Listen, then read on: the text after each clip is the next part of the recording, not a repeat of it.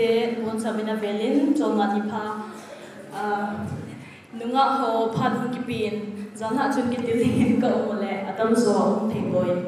buina chung chung nei zong tu hin den la ya hong nunga tha ding ho zong hi kan la lu jing hin isa sau hi zong zong le min hi pum pum ma lu chi tu den ni chu pati pa thoi ni ka sa ki we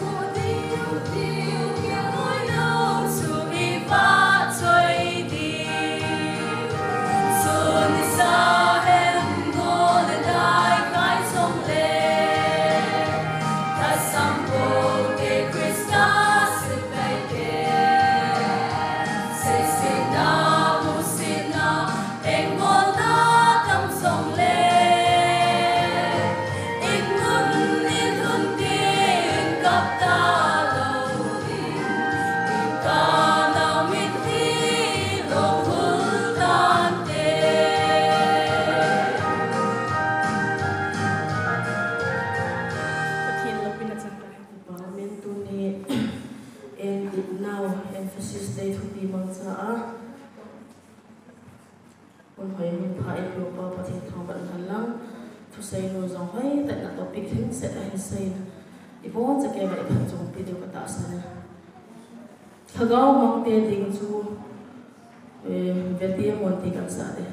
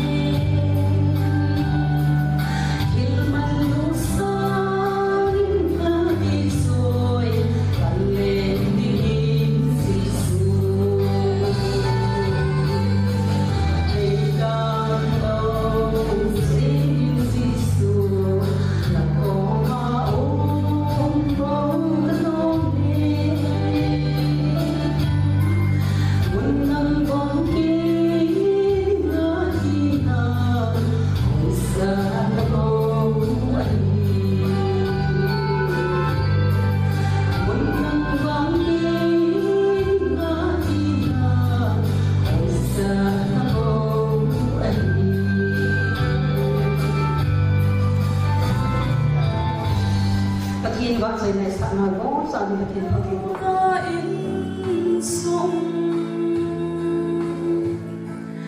itina ka le kina na in sum aso gam tai he bazule sa da da in sum mai tam simpan tau hi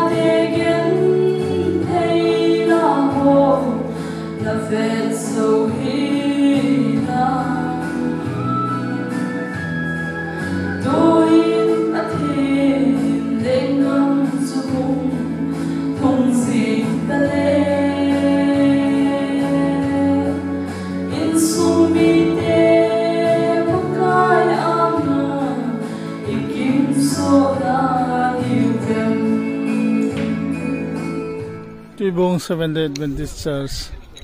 Tarik Shom Thum Lekhat, August 2024. kela ka bak khamin hin lom taken Women and Fishes Day program te ho ke mangin it is Tuibung Adventist Church there kumsot tak khatam tak ki mutalohi zikin member hole mi thak tam ta bin nel het lo ya tam takam kumsot taka som lam mun zuma ang kim zika lam he na kim talohi zikin tu hin dekin ki khanin refreshment bonus refreshment ho he bằng mga higam tuda ne ho ni bang tu te jam mo ni ho te ba hi ne ba ba ko hi